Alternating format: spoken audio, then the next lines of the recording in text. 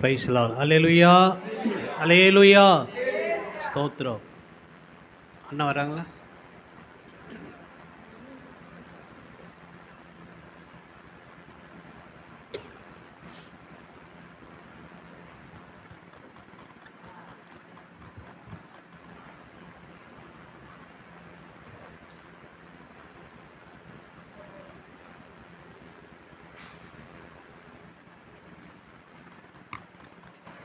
ஹல்லேலூயா, ஹல்லேலூயா. நான் ஆராதிக்கும் தேவன் உயிர் உள்ளவர். எத்தனை பேர் நம்புறீங்க? ஹல்லேலூயா. சர்வ வல்லவர். ஆமென்.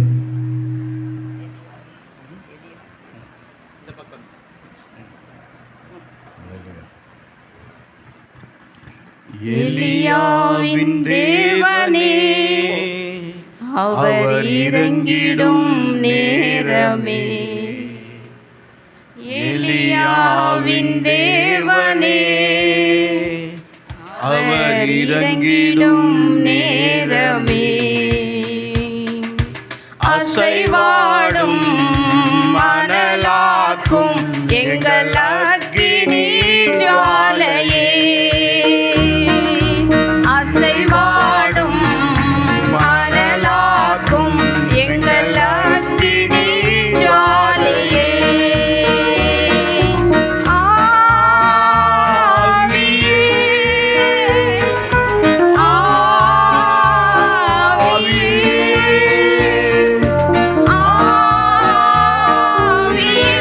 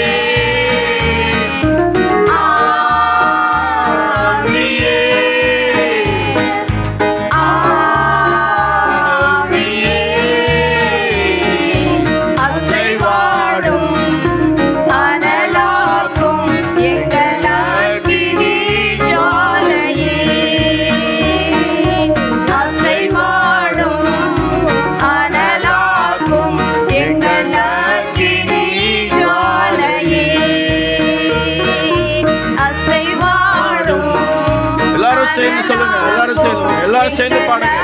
அக்கினி வாணி தேவன் ஆவி அசைவாடி கொண்டிருக்கிறது. அனலாக்கும் எங்கள் அக்கினி ஜுவாலையே.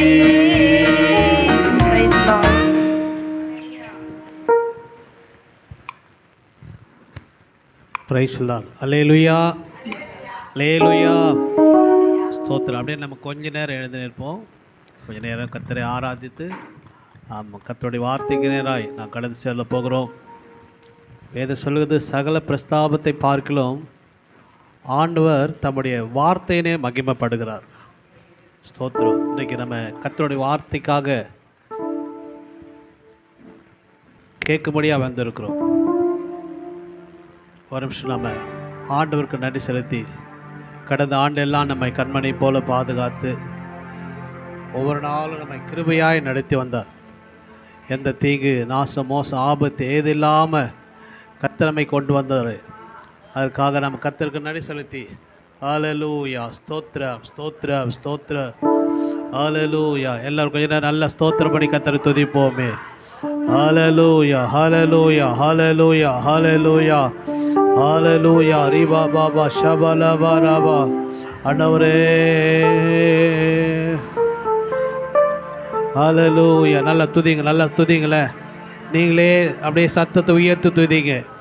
ஸ்தோத்திரம். கர்த்தர் நமக்கு எவ்வளோ நன்மை செஞ்சுருக்கிறார் இல்லையா? ஹல்லேலூயா, ஹல்லேலூயா. ஆண்டவரே உமக்கு ஸ்தோத்திரம், ஸ்தோத்திரம், ஸ்தோத்திரம், ஸ்தோத்திரம். எஸ் ராஜா உமக்கு நன்றி அப்பா, நன்றி ராஜா, நன்றி ராஜா. ஹல்லேலூயா, ஹல்லேலூயா, ஹல்லேலூயா. இயேசுவே உமக்கு நன்றி அப்பா. ஆமென். ஸ்தோத்திரம், ஸ்தோத்திரம், ஸ்தோத்திரம். நம்முடைய கண்களை கண்ணீருக்கு தப்பி வைத்தாரே, நம்முடைய கால்களை இடர்களுக்கு தப்பி வைத்தாரே, நம்முடைய ஜீவனை மரணத்துக்கு தப்பி வைத்தாரே. ஹல்லேலூயா. நாம் நிற்பது தேவ கிருபையே. ஹல்லேலூயா. உமக்கு நன்றி அப்பா. ஹல்லேலூயா. ஆண்டவரே, நீர் எங்கள் பாராட்டின ஜீவனுக்காக, பலத்துக்காக, இப்படி நடத்துதலுக்காக, உடைய இரக்கத்திற்காக நாங்கள் நன்றி செலுத்துகிறோமே. ஹல்லேலூயா. இந்த புதிய வருஷத்தை எங்களுக்கு காணபடி செய்தீங்களே, யாவுக்கு நன்றி அப்பா. ஹல்லேலூயா. ஸ்தோத்திரம், ஸ்தோத்திரம். இந்த முதல் நாள் ஊழியத்திலே கர்த்தர் நம்மை பங்கு பெற செய்தாரே.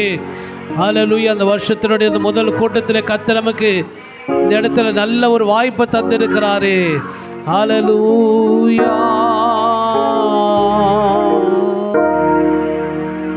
ஆருயிரே ஆறுதலே ஆயுளெல்லாம் காப்பவரே. ஆருயிரே ஆறுதலே ஆயுளெல்லாம் காப்பவரே. ஆண்டவர் நமக்கு சொன்ன ஒரு வார்த்தை என்ன தெரியுங்களா? இதோ உலகத்தின் முடிவு பரியந்தமும் சகல நாட்களிலும் நான் உங்களுடனே இருக்கிறேன். அந்த ஒரு வார்த்தை போதுங்க, இந்த பூமியிலே நாம் நிம்மதியாய் சமாதானமாய் வாழ்வதற்கு. ஹல்லேலூயா. கர்த்தருடைய உதவி மாத்திரமே நம்மளை ஸ்தோத்திரம் போதுமானதாக இருக்கிறது. ஹல்லேலூயா. எல்லோரும்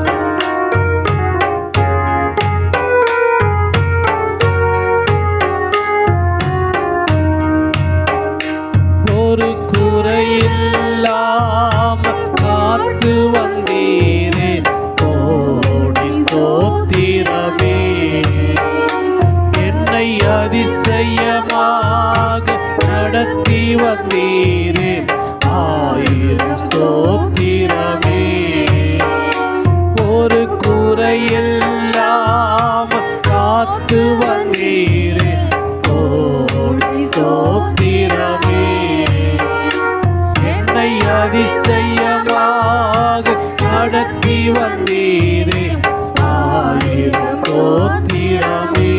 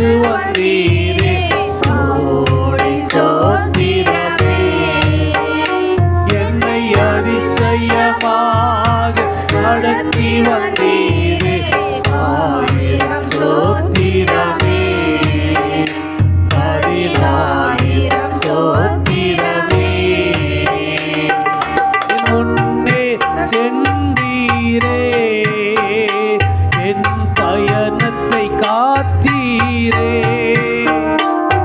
என் முன்னே சென்றீரே, என் பயணத்தை காத்தீரே, மகிமையால் மூடிக்கொண்டீரே, எங்கள் குடும்பத்தை காத்து வந்தீரே, மகிமையால் மூடிக்கொண்டீரே, எங்கள் குடும்பத்தை காத்து வந்தீரே. ஆருயிரே, ஆறுதலே, ஆயுளெல்லாம் காப்பவரே, ஆருயிரே, ஆறுதலே, ஆயுளெல்லாம் காப்பவரே, ஒரு குறையில்லாமல் நடத்தி வந்தீரே, கோடி ஸ்தோத்திரமே. என்னை அதிசயமாக நடத்தி வந்தீரே, ஆயிரம் ஸ்தோத்திரமே, அதினாயிரம் ஸ்தோத்திரமே. என் விளக்கை ஏற்றினீரே, என் இருளை அகற்றினீரே, என் விளக்கை ஏற்றினீரே, என் இருளை அகற்றினீரே, எதிரியின் கண்கள் முன்பாக என் தலையை நிமிர செய்தீரே, எதிரியின் கண்கள் முன்பாக என் தலையை நிமிர செய்தீரே. ஆருயிரே, ஆறுதலே, ஆயுளெல்லாம் காப்பவரே, ஆருயிரே, ஆறுதலே, ஆறுதலே, ஆயுளெல்லாம் காப்பவரே, ஒரு குறையில்லாமல் காத்து வந்தீரே, ஆமாண்டவரே, கோடி கோடி கோடி ஸ்தோத்திரம் ஐயா. என்னை அதிசயமா நடத்தி நடத்தி வந்தீரே, ஆயிரம் ஸ்தோத்திரமே, பதினாயிரம் ஸ்தோத்திரமே, ஆயிரம் ஸ்தோத்திரமே, பதினாயிரம் ஸ்தோத்திரமே. ஆறுதலே, ஆறுதலே, ஆருயிரே, ஆமென். ஆழமெல்லாம் காப்பவரே, ஆருயிரே, ஆருயிரே, எங்கள் ஆறுதலே, ஆறுதலே, எங்கள் ஆயுள் எல்லாம் காக்க வல்லவரே, ஆழமெல்லாம் காப்பவரே, ஆறுதலே, ஆறுதலே, ஓரி ஷபலபலவா, காப்பவரே, ஆருயிரே, ஆமென். ஆறுதலே, காலமெல்லாம் காப்பவரே. ஹல்லேலூயா. நம்ம காக்கிற தெய்வம் இயேசு. அவர் இருக்கிற வரைக்கும் நமக்கு எந்த குறையும் இல்லைங்க. ஸ்தோத்திரம். ஒருவேளை உலகத்து தாய் தகப்பன் நமக்கு இல்லாமல் போகலாம், ஆனால் நம்முடைய பரம தகப்பன் அவர் இருக்கிற வரைக்கும் ஒரு குறையும் இல்லை. வேதம் ஒரு நாளும் பொய் சொல்லவே சொல்லாது. கர்த்தரை தேடுகிறவர்களுக்கோ ஒரு நன்மையை குறையப்படாது. ஹல்லேலூயா, ஹல்லேலூயா, ஹல்லேலூயா, ஹல்லேலூயா. சங்கீதக்காரர் தாவீது சொல்றார், நான் இளைஞனாய் இருந்தேன், முதிர் வயதுமானேன், ஆனாலும் நீதிமான்களின் சந்ததி அப்பத்துக்கு அலைந்து திரிந்ததே இல்லை, பார்க்கல அப்படின்றாரு. ஹல்லேலூயா. அப்படின்னா யார் அந்த நீதிமான் அப்படின்னா, கர்த்தரை ஆராதிக்கிற ஜனம் தான் நீதிமான். கர்த்தரால் தெரிந்து கொள்ளப்பட்ட ஜனங்கள் நீதிமான். கர்த்தருடைய இரத்தத்தினாலே கழுவப்பட்ட ஜனங்கள் நீதிமான்கள். ஹல்லேலூயா. நம்ம நீதிமான்களை கர்த்தர் மாற்றி இருக்கிறாரே. எவ்வளோ நல்ல தெய்வம் பார்த்தீங்களா. அவரை துதிக்கணும்னா நமக்கு நேரங்கள் பத்தாது, காலங்கள் பத்தாது, வருஷங்கள் பத்தாது. ஏன்னா அவ்வளோ நன்மை செஞ்சிட்டே இருக்கிறார். நம்ம வேலை அவரை துதித்து பாடிட்டே இருக்கிற வேலை தாங்க. ஹalleluya ஹalleluya ஹalleluya ஹalleluya. ஆண்டவரே, இந்த மாதத்தினுடைய இந்த வருஷத்தினுடைய முதல் கூட்டத்திலே உம்மை துதித்து பாட, ஸ்தோத்திரிக்க, ஜெபிக்க, உம்மை ஆராதிக்க எங்களுக்கு தந்த நல்ல வாய்ப்புக்காக, தருணத்திற்காக ஸ்தோத்திரம் ஸ்தோத்திரம் ஸ்தோத்திரம். எல்லாரும் கைகளை தட்டி ஆண்டவருக்கு நன்றி செலுத்தி, ஓ ஷபலவரி வலவரவரியான் தரதலவா, ஹalleluya ஹalleluya. ஓ உமக்கு ஸ்தோத்திரம் ஸ்தோத்திரம் ஸ்தோத்திரம் ஸ்தோத்திரம் ஸ்தோத்திரம். ஹalleluya ஹalleluya. ஸ்தோத்திரம் ஸ்தோத்திரம் ஸ்தோத்திரம். எல்லா துதியும் கனமும் மகிமையும் மாட்சிமையும் நம்முடைய திரியேக தெய்வத்திற்கே உரித்தாக்குகிறோம், இயேசுவின் நாமத்தில் பிதாவே. ஆமேன் ஆமேன் ஆமேன். எல்லோரும் உட்காருவோம். ஸ்தோத்திரம். சாட்சி சொல்கிறேங்க, எழுந்து நின்று வேக வேகமாக சாட்சி சொல்லி தேவ நாமத்தை மையப்படுத்துங்க. சாட்சி சொல்கிறேங்க, வாங்க வேகமாக.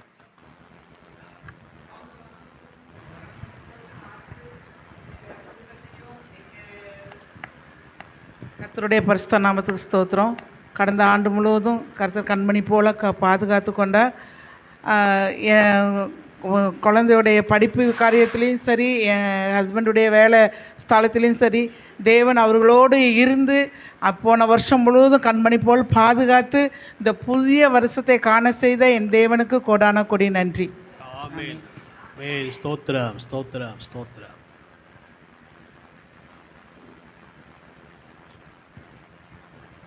கர்த்தருடைய பரிசுத்த நாமத்துக்கு ஸ்தோத்திரம். நான் நிற்பதும் நிலையில்லாமல் போதும் கர்த்தர் என் ஜீவனை கொடுத்தது. கர்த்தருடைய பரிசுத்த நாமத்துக்கு ஸ்தோத்திரம். இன்றைக்கு காலையில் எனக்கு ரொம்ப வலியாக இருந்தது. நான் சரின்னு ஜெபிச்சுட்டு நான் ஒரு இடம் போக வேண்டியது இருந்துச்சு, போயிட்டேன். அப்புறம் எனக்கு அந்த போக போக அந்த வயிறு வலி சரியாயிடுச்சு. ஏன்னா எனக்கு வயிறு வலிச்சாலே எனக்கு பயம். ஏன்னா எனக்கு கிட்னி ட்ரபிள் இருந்துச்சு. ஆனால் இப்போ இல்லைன்னு சொன்னாங்க டாக்டரு. இருந்தாலும் எனக்கு ஒரு பயம், அந்த வயிறு வலிச்சாலே எனக்கு கொஞ்சம் பயமாக இருக்கும். அப்போது பரவாயில்ல, எனக்கு கொஞ்சம் நல்லா ஆயிடுச்சு. போக போக எனக்கு நல்லா ஆயிடுச்சு. தேவன் என்னோடு கூட இருந்து எனக்கு போன வருஷம் முழுவதும் என்னை சுகத்தோடும் பலத்தோடும் என்னை காத்து என்னை இம்மட்டும் ஏந்தி தாங்கி தோள் மீது சுமந்து வந்த என் தேவன், அவருக்கு நான் நன்றி செலுத்துகிறேன். எந்த ஆபத்தும் வராமல் என்னை பாதுகாத்தாரு. அதற்காக என் தேவனுக்கு நான் நன்றியோடு இருப்பேன். தேவனை நான் ஸ்தோத்தரிக்கிறேன். ஆமென். அல்லேலூயா. வேற யாராவது சாட்சி சொல்றாங்க?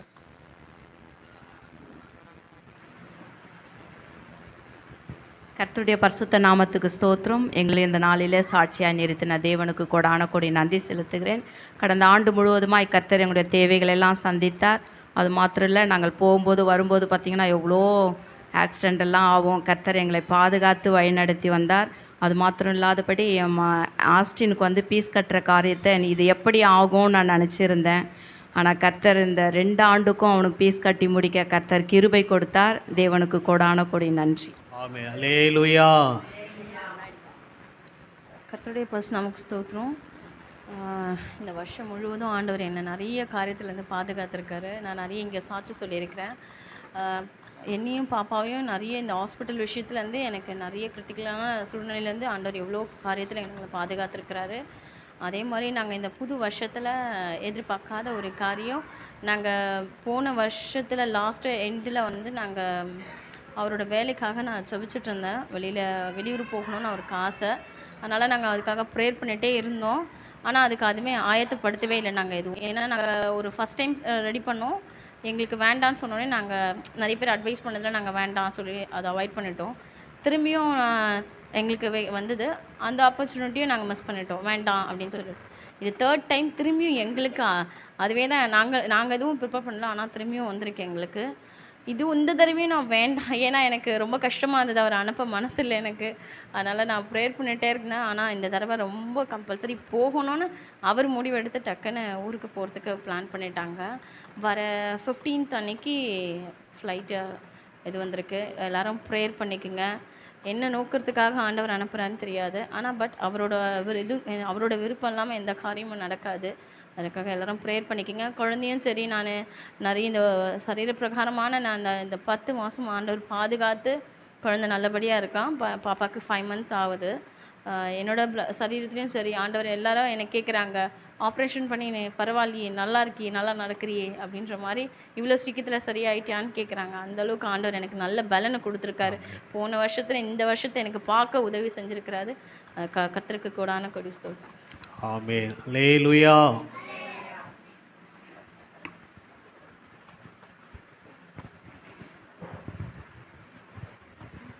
கர்த்தர் நாமத்துக்கு ஸ்தோத்திரம். கடந்த போன வருடம் ஜூன் மாதம் எனக்கு ஒரு ஆப்ரேஷன் நடந்தது. ஒரு கிரிட்டிக்கலான ஒரு கண்ணுக்குள்ளே. அது கண்ணுக்குள்ளனாக்கா நரம்புக்குள்ளே ஒரு ஓட்டை இருந்திருந்து. அது வந்து நாங்கள் போன வருடத்துக்கு முன்னுடைய வருடமே நாங்கள் பண்ண வேண்டியது. ஆனால் பண்ணதுனால ரொம்ப கிரிட்டிக்கலான ஒரு சூழ்நிலையில் தள்ளப்பட்டேன். ஆனாலும் கர்த்தர் எனக்கு அந்த ஆப்ரேஷனை சக்ஸஸாக முடித்து எனக்கு இம்மட்டும் சுகத்தை தந்தார்.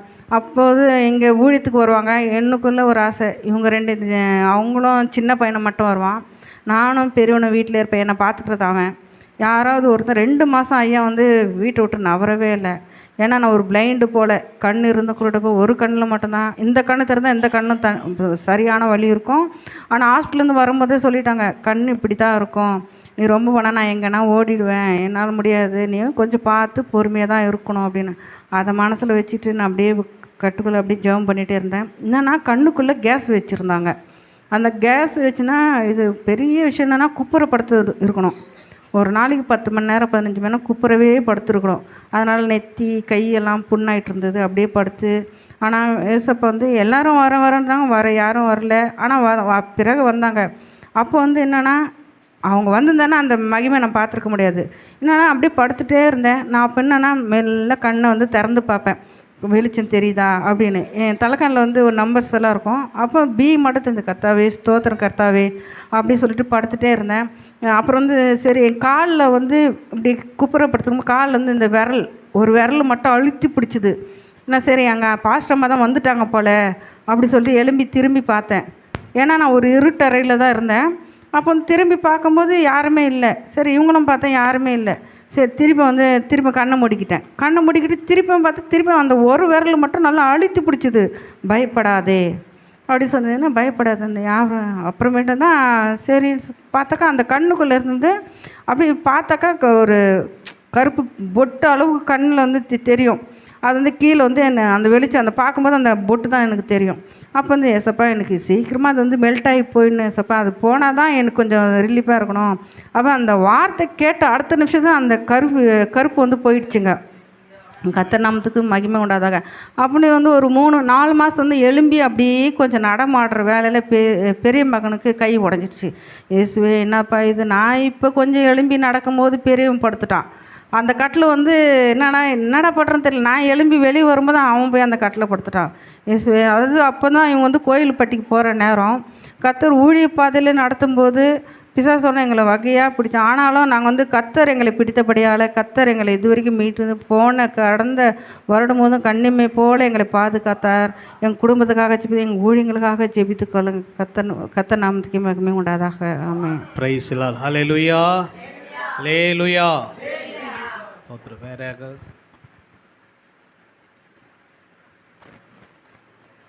ஓகே, நம் கர்த்தருடைய வார்த்தைக்கு நேராக கடந்து போக போகிறோம். இந்த வருஷத்தினுடைய இந்த ஊழியத்தினுடைய முதல் செய்தியை நம்ம கேட்க போகிறோம். நம்முடைய பாஸ்டர் வந்திருக்கிறாங்க. நம்ம எல்லாரும் உற்சாகமாக கைகளை தட்டி நம்ம அவர்களை வரவேற்போம். ஆமென்.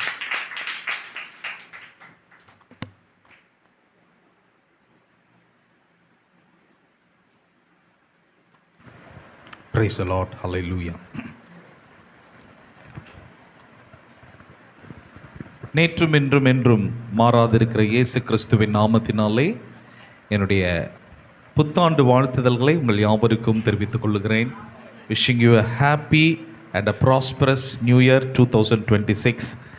2026 ஆண்டை தேவனாகிய கர்த்தர் தம்முடைய பிள்ளைகளுக்கு ஆசீர்வாதமாக மாற்றி தருவாராக. போன வருஷத்திலிருந்து இந்த வருஷம் கிராஸ் பண்ணி வந்ததே ஒரு பெரிய கிருபை.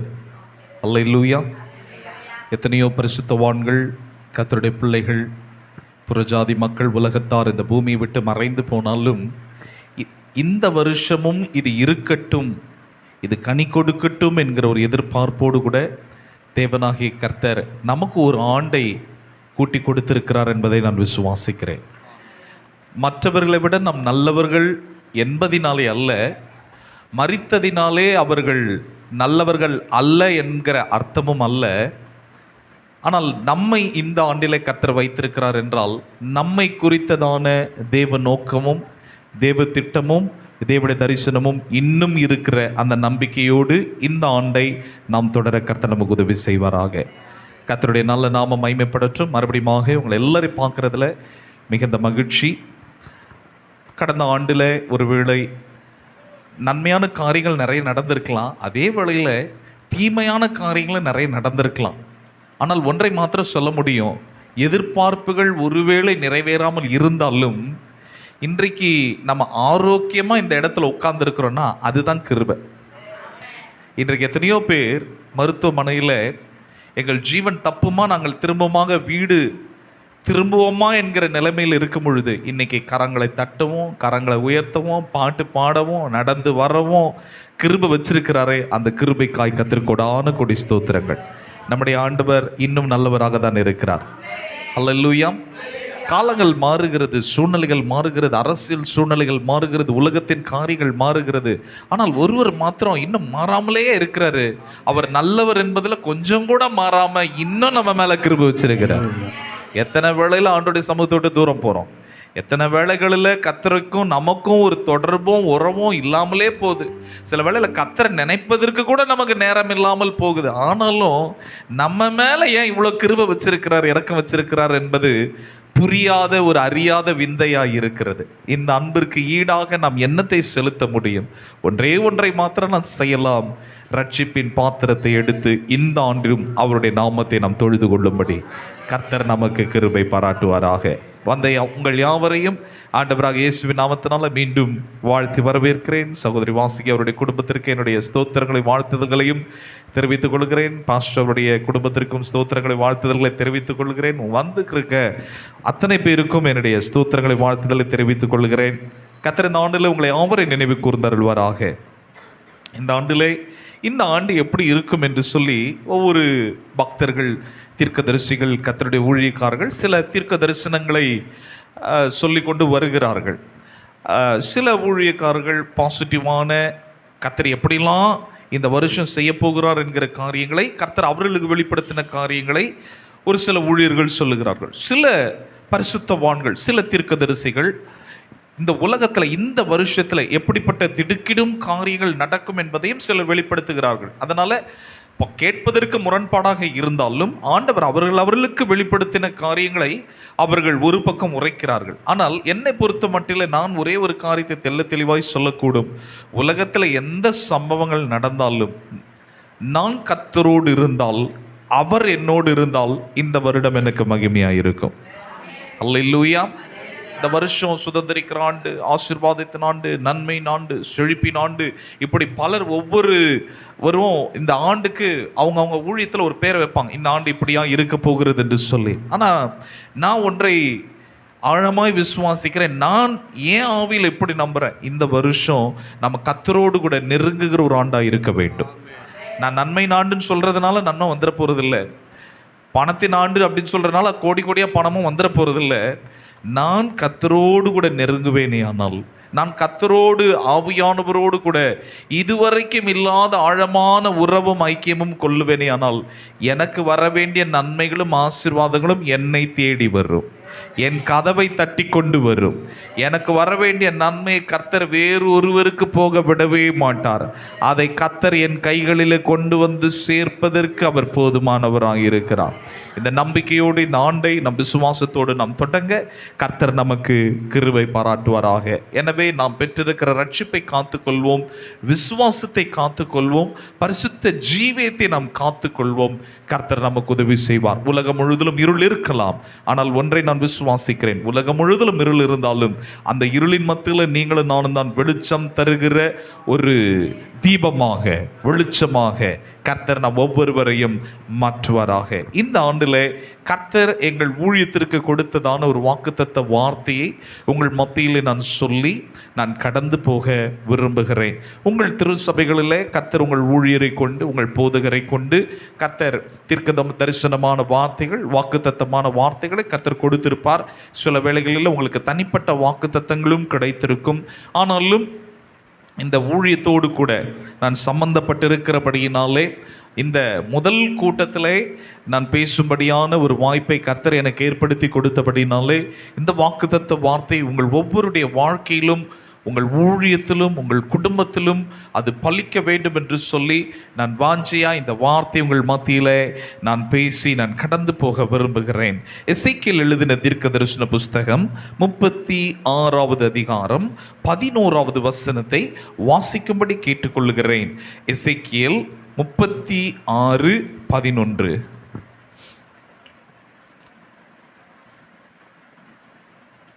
எசேக்கியேல் 36:11. உங்கள் மேல் மனுஷரையும் மிருக ஜீவன்களையும் பெருகி பலுகும்படி வர்த்திக்க பண்ணுவேன். பூர்வ நாட்களில் நீங்கள் இருந்த நிலைமையில் நான் உங்களை ஸ்தாபித்து உங்கள் முந்தின சீரை பார்க்கிலும் உங்களுக்கு நற்சீர் உண்டாக செய்வேன். அதனால் நான் கர்த்தர் என்று அறிந்து கொள்வீர்கள். இந்த வசனம் என்று ஒரு பக்கம் சொன்னாலும் இது ஒரு தீர்க்க தரிசனமான வார்த்தை. It is a prophetical word.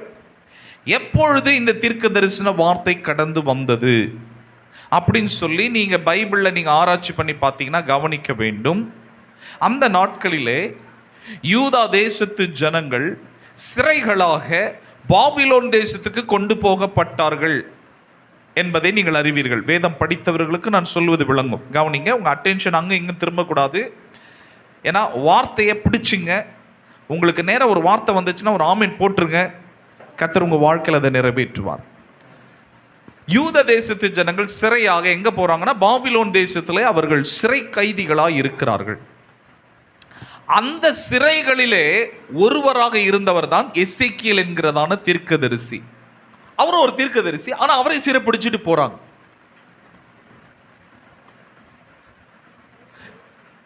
சிறைகளுக்குள்ளாக இருந்த சிறை கைதிகளாக இருந்த அந்த எசேக்கியேலுக்கு கர்த்தருடைய வார்த்தை வருது, மனுபுத்திரனே இஸ்ரவேல் ஜனங்களுக்கு, இந்த யூத தேசத்து ஜனங்களுக்கு சொல்லு, நீங்க ஒருவேளை இப்ப இந்த காலத்துல நீங்க சிறைகளாக இருக்கலாம், ஆனா நாள் ஒன்று வரப்போகிறது, மறுபடியும் நீங்க பெருகுவீர்கள், உங்கள் மனுஷர்கள் பெருகுவார்கள், உங்கள் மிருக ஜீவன்கள் பெருகும், வர்த்திக்கும் என்று சொல்லி தீர்க்கமான வார்த்தை கர்த்தர் எசேக்கியேல் மூலமாய் கர்த்தர் பேசுகிறார்.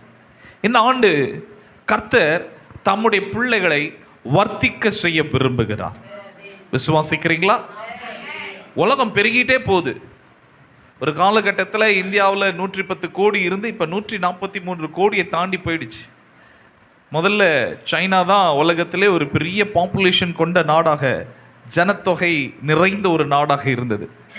ஆனால் அந்த சைனாவை பீட் பண்ணி நம்முடைய இந்திய தேசம் வருகிற அளவிற்கு கர்த்தர் உதவி செஞ்சிருக்கிறார் என்றால், கட்டுப்பாடு இல்லாமல் 2-3 குழந்தைகள் அல்ல, பல குழந்தைகளை பெற்று நம்முடைய இந்திய தேசமானது பெருகி கொண்டே போகிறது. சில தேசங்கள் பார்த்தீங்கன்னா, ஐரோப்பா கண்டங்களில் சில தேசங்களில் நிறைய பிள்ளைகளை பெற்றுக்கிட்டிங்கன்னா உங்களுக்கு சலுகை உண்டு. ஏன் அப்படின்னா அந்த தேசத்து குடிமக்கள் குறைஞ்சிக்கிட்டே வராங்க. ஆனால் சைனாவில் உள்ள சட்டத்திட்டம் அப்படின்னா, நீ நிறைய பிள்ளை பெற்றுக்கிட்டா உனக்கு இருக்கிற சலுகை கட்டு. சரி, ஒருவேளை பாப்புலேஷன்லேயே ஆகிலும் நம்ம பெருகும்படி கர்த்தர் இந்தியாவுக்கு உதவி செஞ்சிருக்கிறார், அதுலேயாச்சும் நம்ம நல்ல பேர் எடுப்போமே. சரி, பரவாயில்லை. கர்த்தர் இந்த ஆண்டு அவருடைய பிள்ளைகளை பெருக செய்ய விரும்புகிறார். ஒரு ஆமீன் சொல்லியிருக்கணுமே. அது எந்த ஒரு காரியமாக இருந்தாலும் சரி, ஒருவேளை உங்கள் பிள்ளைகளுக்கு திருமண காரியங்கள் நடக்காமல் இருக்கலாம், அல்லது குழந்தை பாக்கியத்துடைய ஆசீர்வாதமாக இருக்கலாம், அது ஃபைனான்சஸாக இருக்கலாம். In every areas of your life God wants to multiply you, increase you இல்லை, மல்டிப்ளை யூ. அதாவது அதிகரிப்பார் என்று சொல்லுகிறதை விட பெருக பண்ணுவார் என்று சொல்லப்பட்டு இருக்கிறது. 5 + 5 = 10. ஆனால் 5 × 5 அது 25 ஆகுது. ஆண்டவர் நம்மை மல்டிப்ளை பண்ண விரும்புகிறார். உங்களுடைய குடும்பமானாலும், உங்கள் சபையாக இருந்தாலும், உங்கள் ஊழியமாக இருந்தாலும், இந்த ஆண்டு ஆண்டவர் நம்மை வர்த்திக்க செய்கிற ஒரு ஆண்டாக தேவன் மாற்றி தருவார் என்பதை நான் விசுவாசிக்கிறேன். ஏன்னா நான் என்னுடைய விசுவாசம் இப்படி தான், இன்னும் கொஞ்சம் காலத்துக்குள்ளே இயேசு சீக்கிரமாக வெளிப்பட போகிறார். அவருடைய வருகைக்காக தான் நம்ம எல்லாரும் ஆயத்தமாகி கொண்டிருக்கிறோம். அதுக்கு தான் ஆலயத்துக்கு போகிறோம், அதுக்கு தான் இப்படிப்பட்ட கூட்டங்களில் நாம் வருகிறோம், நம்மை நாமே பலப்படுத்தி கொள்ளுகிறோம். அபிஷேக கூட்டம், தீர்க்க தரிசன கூட்டம், ஆசீர்வாத கூட்டம், இதெல்லாம் எதுக்காக? நாம் நேரடியாகவோ மறைமுகமாகவோ அவருடைய வருகைக்கு ஆயத்தமாகி கொண்டிருக்கிறோம். அதனால இனி காலம் செல்லாது என்கிறபடினால ஆண்டவரும் கொஞ்சம் இனி துரிதமாய் கிரியை செய்ய போகிறார் என்பதை நான் விசுவாசிக்கிறேன். அதனால இந்த ஆண்டு 2026 உலகத்துக்கு எப்படி இருக்கு அது நமக்கு தெரியாது. ஆனால் கர்த்தர் தம்முடைய பிள்ளைகளை இந்த ஆண்டு வர்த்திக்க செய்ய விரும்புகிறார். Praise the Lord. விசுவாசிக்கிறீங்களா? நம்புறீங்களா? உங்களை எல்லா பகுதிகளிலும் ஆண்டவர் உங்களை வர்த்திக்க செய்ய விரும்புகிறார். அதனால தான் சங்கீதத்தில் 115வது அதிகாரம் 14வது வசனத்தை யாராகிலும் வாசிங்க. 115:14. 115வது அதிகாரம் 14வது வசனம். கர்த்தர் உங்களையும் உங்கள் பிள்ளைகளை வர்த்திக்க பண்ணுவார். உங்களையும் வர்த்திக்க பண்ணுவார், உங்கள் பிள்ளைகளை வர்த்திக்க பண்ணுவார். நீதிமானுடைய சந்ததி அப்பத்துக்கு இறந்து திரிந்ததை என் கண்கள் கண்டதில்லை. உங்க நிமித்தமா உங்க பிள்ளைகளுக்கு ஆசீர்வாதம் உண்டாயிருக்கும். உங்கள் நிமித்தமா உங்கள் பிள்ளைகளுக்கு நன்மைகள் உண்டாயிருக்கும். நீங்க கர்த்தரை தேடுகிறீர்கள் அல்லவா? அது நிமித்தமாய் கர்த்தர் உங்கள் பிள்ளைகளை அவர் ஆசீர்வதிப்பதற்கு போதுமானவராயிருக்கிறார். இந்த வார்த்தையை பிடித்துக் கொள்ளுங்க. இந்த வார்த்தையை சொல்லி ஜெபம் பண்ணுங்க. ஆண்டவரே, உங்களையும் உங்க பிள்ளைகளை வர்த்திக்க பண்ணுவேன்னு சொல்லி இருக்கிறீங்களா? ஆண்டவரே, எங்களை வர்த்திக்க பண்ணுங்க ஆண்டவரே. இன்னைக்கு உலகம் பெருகி கொண்டே போகிறது, உலகத்தார் பெருகி கொண்டே போறாங்க. ஆனா கர்த்தருடைய பிள்ளைகள் பெருக வேண்டும், தேவ ஜனங்கள் பெருக வேண்டும். இவ்விதமாய் வசனம் சொல்லுகிறது. எரேமியா 33:22 வானத்து நட்சத்திரங்கள் அளக்கப்படாததும் கடற்கரை மணல் எண்ணப்படாததுமாய் இருக்கிறதை போல நான் என் தாசனாகிய தாவீதையும் எனக்கு ஊழியம் செய்கிற லேவியரையும் வர்த்திக்க பண்ணுவேன். இந்த ஆண்டு அவருக்கு உண்மையாய் ஊழியம் செய்கிறதான கர்த்தருடைய தாசர்களை கர்த்தர் வர்த்திக்க பண்ண போதுமானவராய் இருக்கிறார். அல்லேலூயா. நீ ஆண்டவருக்கு உண்மையா ஊழியம் செய்றீங்களா? கர்த்தர் நிச்சயமாய் உங்களை வர்த்திக்க பண்ணுவார். கர்த்தருக்கு ஸ்தோத்திரம் உண்டாவதாக. இன்றைக்கு சில ஊழியங்கள் பார்த்தீங்கன்னா ஸ்தம்பிச்ச நிலையில் ஒரு தெக்க நிலைமையில் இருந்து கொண்டு இருக்கிறது. சில ஊழியங்கள் வளர்ந்து கொண்டே போகிறது. சில ஊழியங்கள் அந்த வளர்ச்சிக்குள்ளாக பிரவேசிக்க முடியாதபடி தடுமாற்றமாகவே இருந்து கொண்டு இருக்கிறது.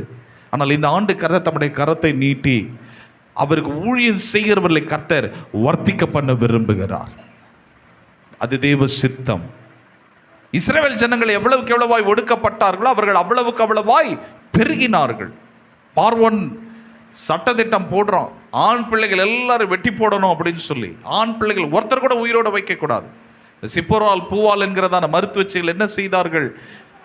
தேவனுக்கு பயந்தபடினால் ஆண் பிள்ளைகளை அவர்கள் கொன்று போடாமல் அவர்களை காப்பாற்றினார்கள் என்று வேதத்தில் நம்ம வாசிக்கிற யாத்ராமத்தில். இது பார்வோனுக்கு கேள்வியாகுது.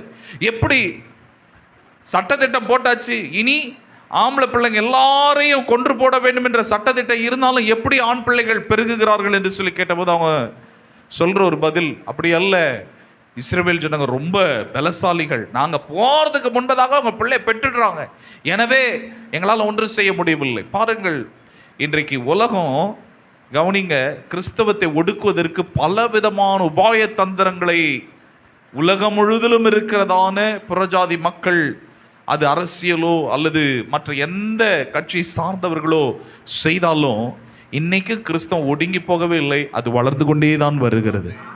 நீங்க வரலாற்றை ஆராய்ந்து பாருங்கள். ரோம மன்னனாகிய டைட்டஸ் என்கிற ஒரு மனிதன் இருந்தான், தீத்து என்கிறதான மனிதன் இருந்தான். கிறிஸ்தவங்களெல்லாம் உயிரோடு எரிச்சு கொன்ற மோசமான பயங்கரவாதிகள் ரோம மன்னர்கள் இருந்தாங்க. ஆனா அவ்வளவையும் தாண்டி கிறிஸ்தவம் ஒருபோதும் ஒடுங்கவே இல்லைங்க, இது வரைக்கும் பெருகி கொண்டுதான் வருகிறது. இந்த 2000 ஆண்டுகளாக, இந்த 2000 ஆண்டுகளிலே கர்த்தர் எத்தனையோ பேரை கர்த்தர் இந்திய தேசத்தில் ரட்சித்திருக்கிறார். இந்திய தேசம் முழுவதிலும் எல்லா மாநிலங்களிலும் கர்த்தருடைய நாமம், ஒரு பக்கம் எதிர்ப்பு இருந்தாலும் இன்னொரு பக்கம் சபைகள் பெருகி கொண்டுதான் போகிறது, ஊழியர்கள் பெருகி கொண்டுதான் போகிறார்கள். கர்த்தர் நம்மை வர்த்திக்க செய்ய விரும்புகிறார். ஒருவேளை சிறையிருப்பின் அனுபவத்தில் நாம் இருக்கலாம், ஐயோ எங்களுக்கு ஒரு விடுதலை உண்டா? இன்னும் எத்தனை காலம் தான் நாங்கள் இன்னும் சிறையிருப்பில் இருப்போம்? இன்னும் எத்தனை காலம் தான் ஆண்டவரே இதுக்கு ஒரு விடிவிற் காலம் இல்லையா? எங்கள் ஜெபத்திற்கு பதில் இல்லையா? இப்படியே பாபிலோன் ராஜா கையிலே நாங்கள் மரித்து போவதுதான் உம்முடைய சித்தமா என்று நிலைமையில யூத தேசத்து ஜனங்கள் இருந்தாலும் கர்த்தர் அவர்களுக்கு ஒரு விடியற் காலத்தை வைத்து அவர்களுக்கு வாக்குத்தத்தத்தை கொடுத்து கர்த்தர் தாம் சொன்ன வாக்குத்தத்தத்தை ஏற்ற காலத்தில் நிறைவேற்றி அவர்களை திரும்பவுமாக தேவன் கொண்டு வந்ததை போல நம்முடைய சிறையிருப்பின் அனுபவங்களை கர்த்தர் மாற்றி திரும்பவுமாக கர்த்தர் நம்மை வர்த்திக்க செய்ய போதுமானவராக இருக்கிறார். விசுவாசிச்சீங்கன்னா மாத்திரம் ஒரு ஆமென் சொல்லலாமே. 37வது அதிகாரம் அதே எசேக்கியேல் 26வது வசனத்தை வாசிப்போம். 36வது அதிகாரம் எசேக்கியேல் 26வது வசனம். 37 எசேக்கியேல் 37:26. அம்மா, நான் அவர்களோடு சமாதான உடன்படிக்கை செய்வேன், அது அவர்களுக்கு நித்திய உடன்படிக்கையும் இருக்கும்.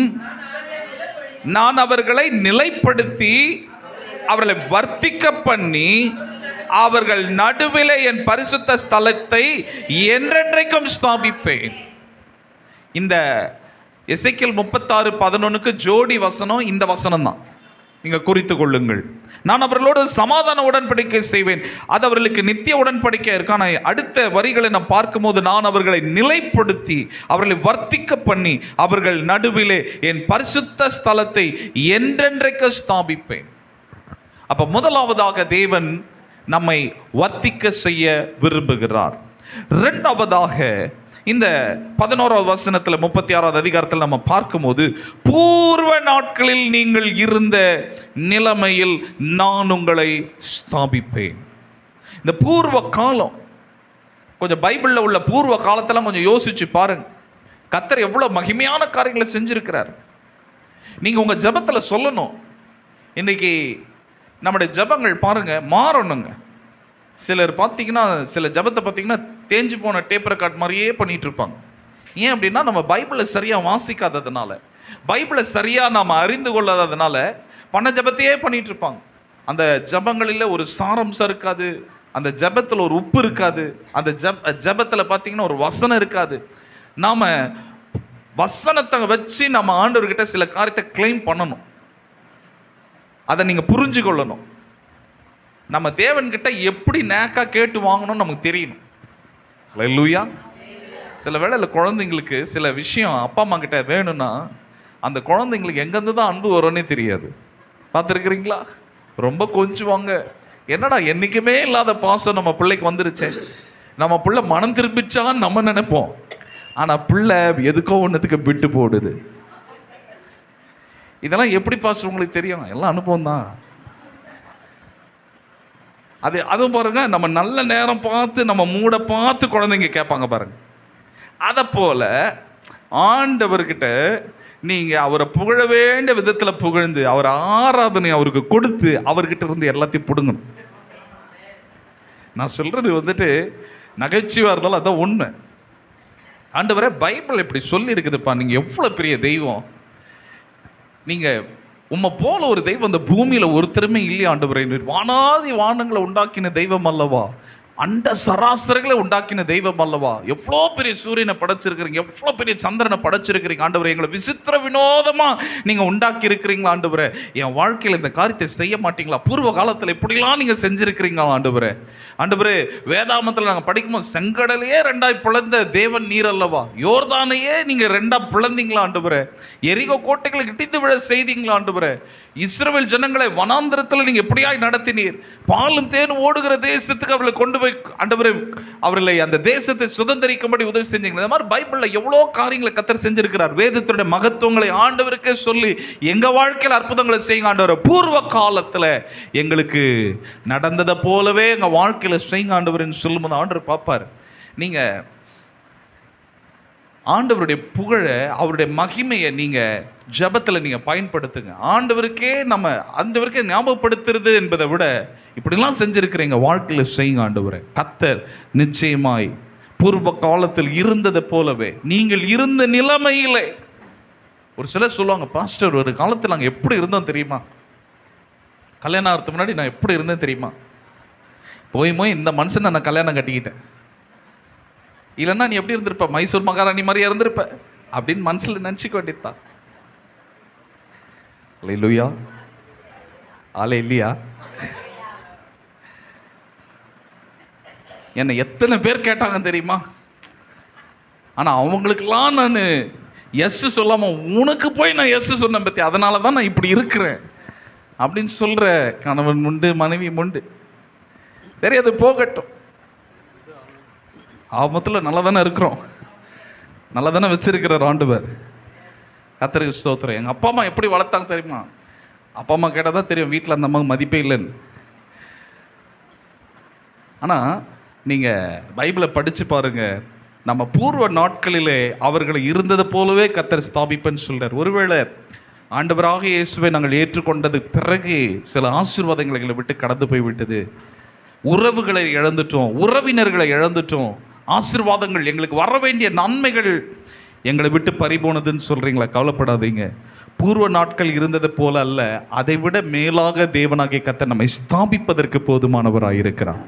ஸ்தாபிக்கிறதுனா என்ன அர்த்தம் தெரியுமா? உங்களை எஸ்டாப்ளிஷ் பண்ணுறார். நீங்கள் அநேகருடைய ஊழியமாக இருந்தாலும் சரி, குடும்பமாக இருந்தாலும் சரி, ஒரு குடும்பமே கட்டப்படாத ஒரு நிலைமை, வேலையாக இருந்தாலும் சரி, ஒரு ஸ்தாபனம் இல்லாத ஒரு வாழ்க்கையில் அலைந்து திரிகிறதான ஒரு வாழ்க்கையில் அநேகர் இன்றைக்கு தவித்து கொண்டிருக்கிறதை நாம் பார்க்கிறோம். ஆனால் கர்த்தருடைய வார்த்தை வருகிறது, நம்மை கர்த்தர் ஸ்தாபிக்க விரும்புகிறார். இந்த வாக்குத்தத்தெல்லாம் யாருக்காக? பைபிளில் 7000 வாக்குத்தத்தம் இருக்குதான். இந்த வாக்குத்தத்தெல்லாம் யாருக்காக? அவர்களுக்கு ஆண்டவர் நிறைவேற்றினார் என்பது உண்மைதான். ஆனால் இதை நமக்கும் நிறைவேற்றுவதற்கு ஒரு போதுமானவர். விசுவாசிங்க, நம்புங்க, இந்த வார்த்தை உங்களுக்காக ரிசீவ் பண்ணுங்க, ஏற்றுக்கொள்ளுங்க. ஆண்டவரை எங்களையும் ஸ்தாபிங்க, ஆண்டவரை எங்கள் ஊழியத்தில் எங்களுக்கு ஒரு ஸ்தாபனத்தை கட்டளையிடுங்க ஆண்டவரை, எங்கள் ஊழியத்தை எஸ்டாப்ளிஷ் பண்ணுங்க ஆண்டவரை. விட்டுட்டுமா இந்த ஊழியத்தை அப்படின்னு நினைக்கும் போது தான் ஆண்டவர் பார்த்தீங்கன்னா புதுசாக எதனா ஒரு அற்புதம் செய்வார். நமக்கே மறுபடியும் உற்சாகம் வரும். அடுத்த வாரம் உற்சாகமாக செய்வோம், பார்த்தா அடுத்த வாரம் பார்த்தா வேற மாதிரி ஒரு போராட்டம் வரும்போது என்ன ஆண்டவரே அப்படின் போது மறுபடியும் ஆண்டவர் ஏதாங்கிலும் ஒரு காரியத்தை செய்வார். நேற்று தினத்தில் தான் என்னுடைய கிளை சபையினுடைய 7வது வருட ஆண்டு விழா வைத்திருந்தேன். இந்த 7 ஆண்டு காலத்தில் எத்தனையோ நேரத்தில் இந்த ஊழியத்தை விட்டுறலாமாங்கிற ஒரு நிலைமை வரும் பாருங்க. கர்த்தருக்கு ஸ்தோத்திரம். ரொம்ப சோர்ந்து போய் வேண்டாம் வெறுப்பா, உண்மையை தானே சொல்லணும், அன்று சமூகத்தில் ரொம்ப சோர்ந்து போய் வேண்டாம் வெறுப்பா அன்னைக்கு ஊழியத்துக்கு போனோம். அன்னைக்கு தான் ஆவியானவர் பலமா இறங்கி வருவார். இதெல்லாம் அனுபவம், இது புரிஞ்சவங்களுக்கு தான் தெரியும். கர்த்தருக்கு ஸ்தோத்திரம் உண்டாவதாக. 5 விரலும் ஒண்ணு இல்லைன்ற மாதிரி ஒவ்வொருத்தரையும் சில வேளைகளில் சாட்டிஸ்ஃபை பண்றது ஒரு பெரிய கஷ்டம். ஒரு விசுவாசி பாஸ்ட் மாதிரி வராதுன்னுவாங்க. ஒரு விசுவாசி ஐயோ இவர் எப்போ பார்த்தாலும் திட்டினே இருக்கிறார், கண்டிச்சுக்கினே இருக்கிறார். சில வாலிப பிள்ளைகளை கேட்டால் ஐயோ எங்கள் பாஸ்டர் எப்பவும் எதனா ஒன்று சொல்லினே இருக்கிறாரு, இந்த சர்ச்சுக்கு போவே பிடிக்கல, நான் வேற சர்ச்சுக்கு போகிறேன். ஏன் அந்த பாஸ்டர் கொஞ்சம் அல்வாவும் லட்டும் கொடுப்பாரு, இவர்கிட்ட போனால் பாவக்காய் தான் இருக்குது. சில வேளைகளில் ஊழியத்தில், அதுவும் விசேஷமாக சபை ஊழியத்தை நடத்துகிறவர்களுக்கு இந்த காரியங்கள் புரியும். சில வேளைகளில் பலவிதமான நெருக்கங்கள் வரும் பொழுது நம்ம துவண்டு போகிறோம், சோர்ந்து போகிறோம், ஆவி ரொம்ப தொய்ந்து போகிறது. ஆனால் அன்னைக்கு தான் பார்த்தா ஆவியானவர் ஜனங்களுக்கு எங்கேருந்து தான் உற்சாகம் வரனே தெரியாது. என்னடா என்றைக்குமே இல்லாத உற்சாகம், இன்னைக்கு இவ்வளோ கை தட்டுறாங்களே, இவ்வளோ பாட்டு பாடுறாங்க, இவ்வளோ ஆவியில் நிரம்புறாங்களே. சரி அடுத்த வாரம் மறுபடியும் உற்சாகமாக போனால் அடுத்த வாரம் பார்த்தா புஷ்ஷுன்னு போயிடும், பலூனில் இறங்குன காற்று மாதிரி இருப்பாங்க. ஸோ ஆண்டவர் என்னன்னா சில வேளையில் அப் அண்ட் டவுன், நீங்கள் உங்களுடைய ஹார்ட்டை நீங்கள் இசிஜி எடுத்து பார்த்தீங்கன்னா உங்களோட அந்த வேவ் லென்த் பார்த்தீங்கன்னா நல்லா கவனிங்க, அப்படி மேலேயும் கீழே வரும் வேவ். நான் யோசிப்பேன் அப்படியே மேலே போயிட்டு அப்படியே கீழே வருது ஆண்டவரே. இந்த வேவ் அப்படியே ஸ்ட்ரெயிட்டாக இருந்தால் எப்படி இருக்கும்? உங்களுக்கு புரியுதா? புரிஞ்சிருந்தா சிரிச்சிருப்பீங்க. இந்த வேவ் லென்த் மேலேயும் கீழையும் போகிறதுனா என்ன அர்த்தம்னா ஹார்ட் நல்லா ஃபங்க்ஷன் ஆகிட்டு இருக்குன்னு அர்த்தம். மேலேயும் கீழே போகாமல் ஸ்ட்ரெயிட்டாக இருந்த அர்த்தம்னா நேல பரலோகமே என் சொந்தமே என்று காண்பேனும், இன்ப இயேசு ராஜாவை நான் பார்த்தால் போதும், பந்தல் போட்ட வேண்டியதுதான். அப்போ சில வேளைகளில் ஊழியமாக இருந்தாலும் சரி, குடும்பமாக இருந்தாலும் சரி, ஃபைனான்சஸாக இருந்தாலும், உறவுகளாக இருந்தாலும் சில வேளையில் அப் அண்ட் டவுன் இருக்கிறது நல்லது. உண்மைதானே? அது இருக்கிறதுனால தான் வாழ்க்கை ஓடுது, வண்டி ஓடுது. கிருபையினால நம்முடைய வாழ்க்கை ஜீவியம் ஓடிக்கொண்டு இருக்கிறது. அப்பதான் ஆண்டவரை நாமும் நோக்கி பார்ப்போம். நான் உங்களை பார்த்து கேட்குறேன், இன்னைக்கு ஆண்டவர் உங்களை ஒவ்வொருத்தரையும் கோட்டீஸ்வரராக வச்சிருக்கிறாருன்னு வச்சுங்களேன், இந்த மாலை கூட்டத்தில் வந்து உட்காருவோமா? கரெக்டாக உண்மையை சொல்லிட்டாங்க. ஆண்டவர் உங்கள் ஒவ்வொருத்தரும் மில்லியனராக வச்சிருக்கிறாருன்னு வச்சுங்களேன், உங்களுக்கு வேண்டிய எல்லாம் இருக்குது. இந்த பைபிளில் சொல்லப்பட்ட வசன பிரகாரமே மனுஷர்கள், மிருக ஜீவங்கள், ஒரு வீடுக்கு 10 வீடு, நல்ல ஒரு 50 100 சவர நகை, நிறைய பிள்ளைங்க, பேர பிள்ளைங்க, நல்லா உங்களை ஆண்டவர் சும்மா அப்படியே ஜகஜோதியாக வச்சுருந்தாருன்னா இந்த மாலையில் இங்கே வந்து உட்காருவோமா? ஸ்தோத்திரம். அதுதான் உண்மை. அதனால ஆண்டவர் என்ன பண்ணியிருக்கிறார், இப்படி சொல்லுவாங்க, ஆட்டுக்கு இவ்வளோதான் வால், மாட்டுக்கு இவ்வளோதான் வால், கர்த்தர் அளந்து வச்சிருக்கிறார் அப்படின்னு. ஆண்டவர் நம்மளெல்லாம் ஒரு லெவல்லே வச்சிருக்கிற காரணம் என்ன தெரியுமா? ஏன்பா, உன் கண் எப்போவுமே என்னதான் நோக்கி கொண்டு இருக்க வேண்டும். நீ எப்பொழுதும் என்னை டிபெண்ட் பண்ணியே இருக்கணும். அதனால உன்னை நான் வைக்க வேண்டிய நிலைமையில கர்த்தர் என்ன சொல்றாருன்னா, நான் உன்னை வைத்திருக்கிறேன். ஆனாலும் ஒன்று, நமக்கு தேவையான ஆகாரத்தையும் சரி, பணத்தையும் சரி, உடைகளையும் சரி, வஸ்திரங்களையும் சரி, எல்லாவற்றிலும் நமக்கு அவ்வப்போது நமக்கு சந்தித்து நம்முடைய குறைவுகளை அவர் நிறைவாக்குகிற தேவனாய் இருக்கிறார், பூர்வ காலத்தில் இருந்ததை போல. அதனாலதான் ஆசாப் என்கிறதான பாடகன் சொல்றான், எடுத்து வாசியுங்கள், சங்கீதம் 77:11. சங்கீதம் 77:11. சங்கீதம் 77:11.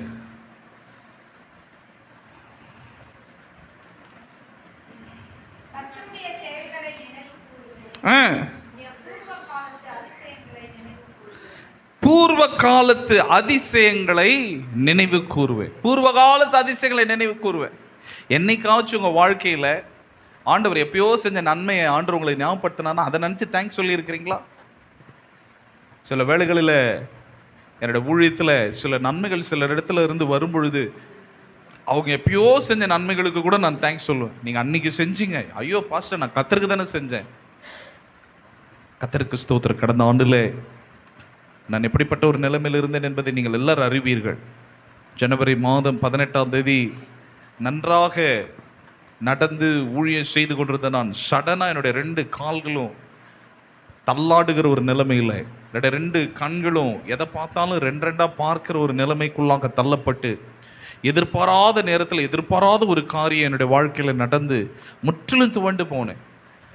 எல்லாருடைய வாழ்க்கையில் பலவீனங்கள் வருவது உண்மைதான். ஆனால் சடனாக சில வேளையில் சில காரியம் நடக்கும்போது நம்மளால் ஏற்றுக்கொள்ள முடியவில்லை, நம்ப முடியவில்லை. ஏன் இப்படி நடக்கிறது, எதனால் அந்த ஒரு மனசோர்வு, என்ன பயம்னா, ஆண்டவர் ஒருவேளை ஒரு 6 மாதம் இப்படியே போட்டுட்டாருன்னா நான் என்ன செய்ய முடியும்?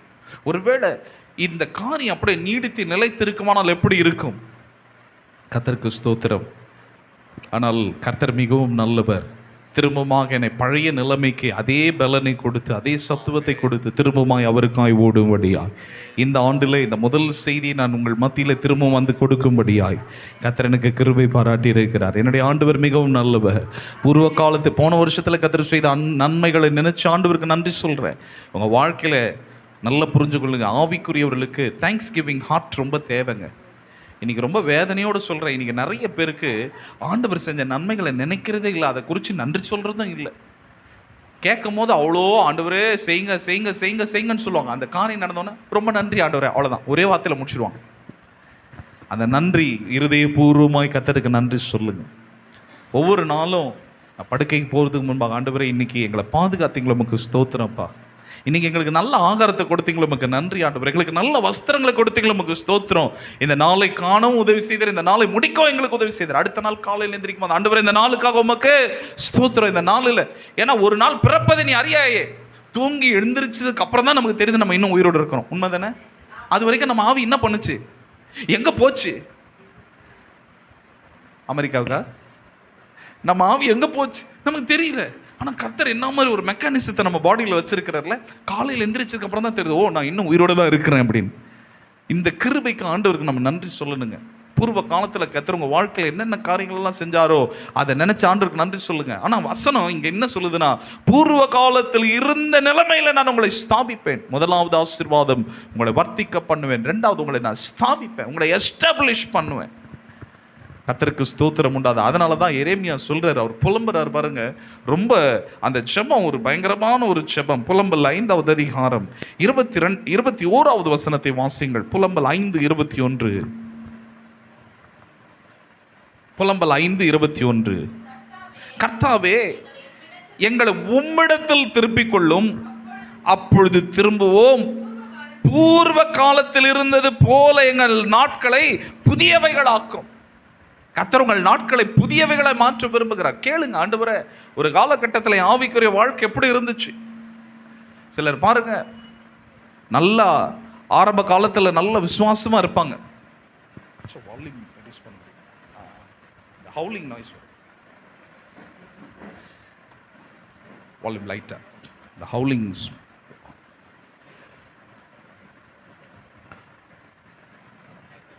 கம்மி பண்ணோம். Price the Lord, price the Lord. ஒரு சிலர் பாருங்க, ஆரம்ப காலத்தில் நல்ல வைராக்கியமாக இருப்பாங்க, விசுவாசமாக இருப்பாங்க, சபை தான் கதின்னு இருப்பாங்க, எந்த கூட்டம்னாலும் உற்சாகமாக இருப்பாங்க. ஆனால் ஒரு 5 வருஷம், ஒரு 10 வருஷம் ஆன உடனே எல்லாம் அப்படியே மங்க ஆரம்பிக்குது. இதுக்கு நான் எப்படி ஒப்பிட்டு பேசுவேன்னா, கவனிங்க, கல்யாணம் ஆகும் பொழுது, பாஸ்டர் எல்லாம் ஞாபகப்படுத்தாதீங்கன்றீங்களா, கணவனுக்கும் மனைவிக்கு என்னாம ஒரு அன்பு இருக்கு பார்த்தீங்களா? கணவன் வேலையை முடிச்சுட்டு எப்படா வந்து என் மனைவியை பார்ப்பேன் அவ்வளோ ஆவலா இருப்பார். அல்லேலூயா. மனைவி எப்படா என் கணவர் வருவார்னு ஆவலா இருப்பாங்க. ஆரம்பத்தில் பாருங்க, கணவர் வேலைக்கு போகிற வரைக்கும் வீட்டிலிருந்து வெளியே வந்து டாட்டா பாய் பாய் போட்டு அனுப்பி அம்மாவுக்கு அவ்வளோ சிரிப்பு வருது. எதை நினச்சி சிரிக்கிறாங்கன்னு எனக்கு தெரியல. அவங்க அதை தான் பண்ணாங்க. நீங்கள் தான் பார்த்துருந்தீங்களா? ரைட், நல்லது. கணவனை வேலைக்கு அனுப்புகிற வரைக்கும் வெளியே வந்து டாட்டா பாய் பாய் போட்டு அனுப்புவாங்க. அடுத்தது கணவன் எப்போ வருவார் அப்படின்னு சொல்லி பார்த்தீங்கன்னா, சாயங்காலம் குளிச்சுட்டு பயங்கர ஃப்ரெஷ்ஷாக கணவனுக்காக அவளோடு காத்திருப்பாங்க.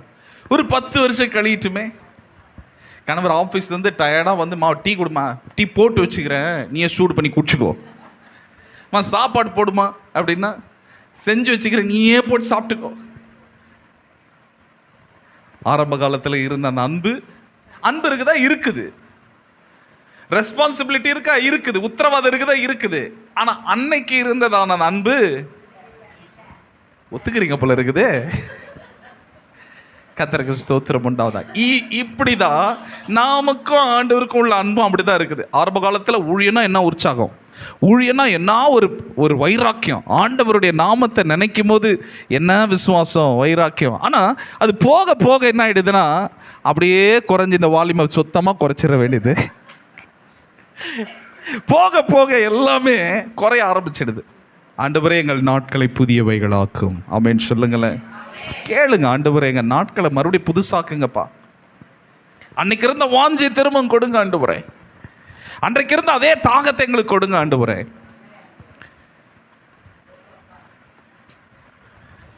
இன்றைக்கு மாலையில் கூட யோசிச்சு கொண்டிருந்த ஆண்டவரே, அன்றைக்கு காலேஜ் படிக்கும் போது எப்படியாக அந்த 3 மணி எப்போ வரும், கர்த்தருடைய சமூகத்தில் எப்போ போய் உட்காரலன்னு காத்திருப்பேன். இன்னைக்கு 5 மணி ஆனாலும் எழும்ப முடிய மாட்டேங்குது. சரீரம் சில வேளையில் ஒத்துழைப்பு கொடுக்க மாட்டேங்குது. அந்த நாட்கள் எனக்கு திரும்பி கொடுக்க மாட்டீங்களா? 2 மணி நேரம் 3 மணி நேரம்னாலும் அது ஒரு 20 நிமிஷம் போன மாதிரி இருந்த அந்த அனுபவங்கள் எல்லாம் மறுபடியும் எங்களுக்கு கிடைக்காதா? ஏன்னா அப்போ என்னன்னா, ஆண்டவர் மேலே அன்பு இருக்குதா? இருக்குது. கர்த்தருக்கு ஸ்தோத்திரம். ஆண்டவர் மேலே பாசம் இருக்குதா? இருக்குது. வைராக்கியம் இருக்குதா? இருக்குது. இந்த பாப்பாவுடைய சத்தம் அது. ஆமாம், அந்த பாப்பா அப்புறமா ஆராதனை பண்ண சொல்லுங்க. ரைட், கவனிங்க. எல்லாம் இருக்குதா? இருக்குது. ஆனால் அன்னைக்கு ஒரு உற்சாகம், அன்றைக்கு ஒரு வைராக்கியம், அன்றைக்கு ஒரு வாஞ்சை, அன்றைக்கு ஒரு தாகம், அதை திரும்பவும் கொடுங்க ஆண்டவரே.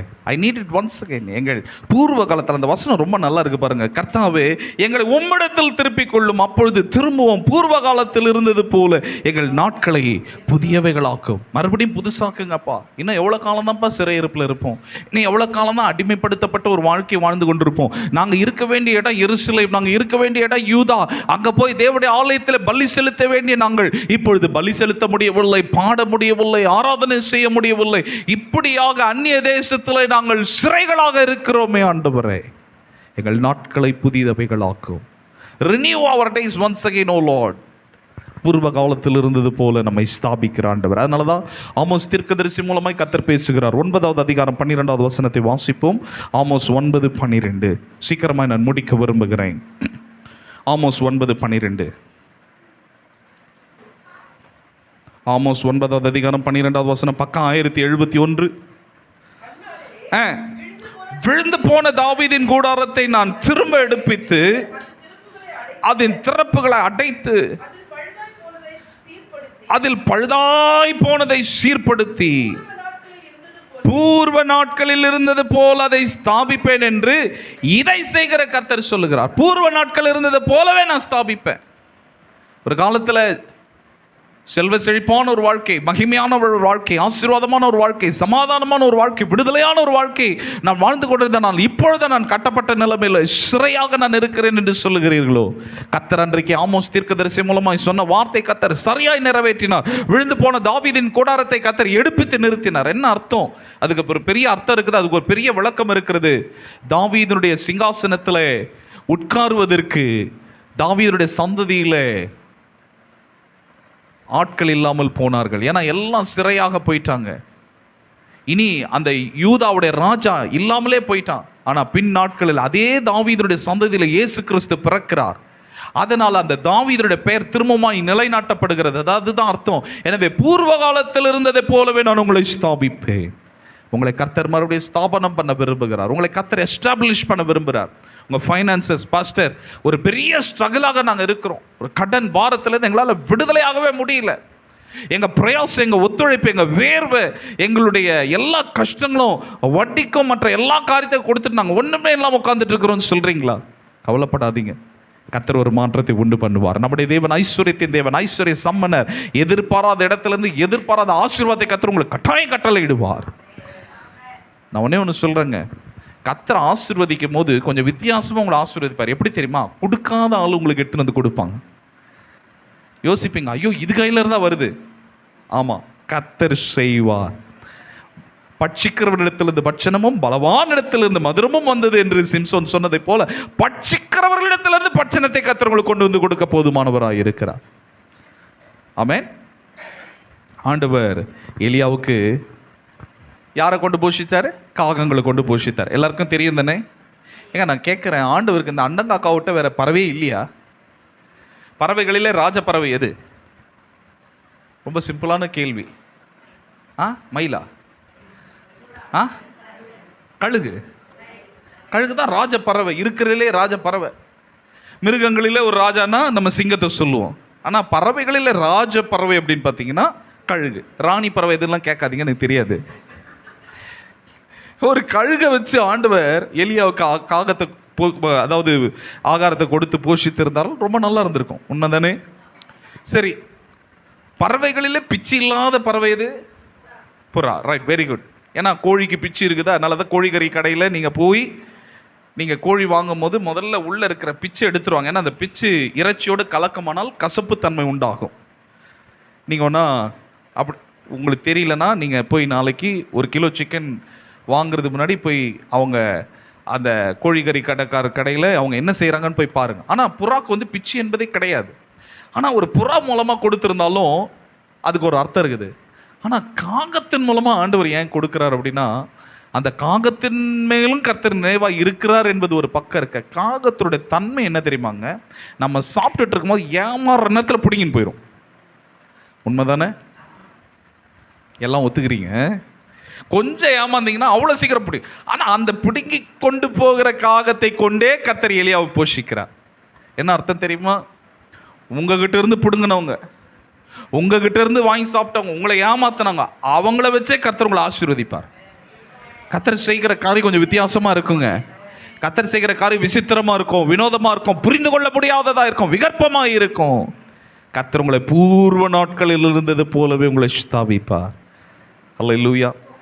உங்கள் சந்தோஷத்தை கர்த்தர் மறுபடியும் பெருக செய்வார். நீங்கள் கொஞ்சம் யோபுடைய வாழ்க்கையை நினச்சி பாருங்க. நான் அடிக்கடி யோசித்து பார்ப்பேன், இந்த யோபு கிட்ட ஆண்டவர் ஒரே ஒரு வார்த்தை மாத்திரமானே, நீ கவலைப்படாத, நான் உன்னை மறுபடியும் ஆசீர்வச்சு, மறுபடியும் உன் மனைவி மூலமாக மறுபடியும் 10 பிள்ளை பெற்றெடுக்க செஞ்சு, மறுபடியும் உன்னுடைய ஆடு மாடுகள் கழுதை ஒட்டகம் மறுபடியும் பெருக செய்வன்னு சொல்லியிருந்தா எவ்வளோ சந்தோஷமா இருந்திருப்பாரு. ஆனால் ஒரு வார்த்தை கூட கர்த்தர் பேசலைங்க. சில வேளையில் ஆண்டு ரொம்ப சைலண்டாக இருப்பார். ஏன் தெரியுமா? அவர் ரொம்ப நல்ல ஆண்டவர், அதனால தான் ரொம்ப சைலண்டாக இருக்கிறார். ஏன்?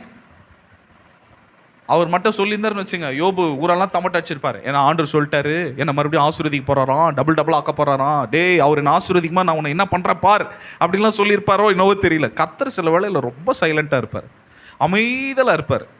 நமக்கு ஆண்டவர் சில வேளை இருக்கிறாரா இல்லையான்ற கேள்வி கூட வந்திருக்கும் பார்த்தீங்களா?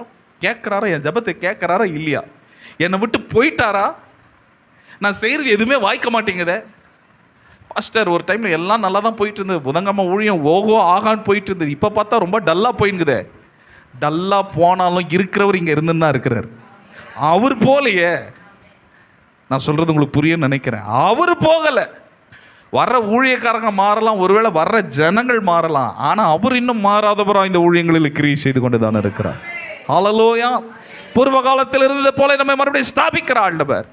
யோபுடைய முன்னிலைமை பார்க்கலாம், அவருடைய பின்னிலைமை மிகுந்த ஆசீர்வாதம் உள்ளதாக இருந்தது, மகிமை உள்ளதாக இருந்தது. எந்தெந்த ஆசீர்வாதத்தெல்லாம் இழந்தாரோ எல்லா ஆசீர்வாதமும் திரும்பியும் கிடைச்சது.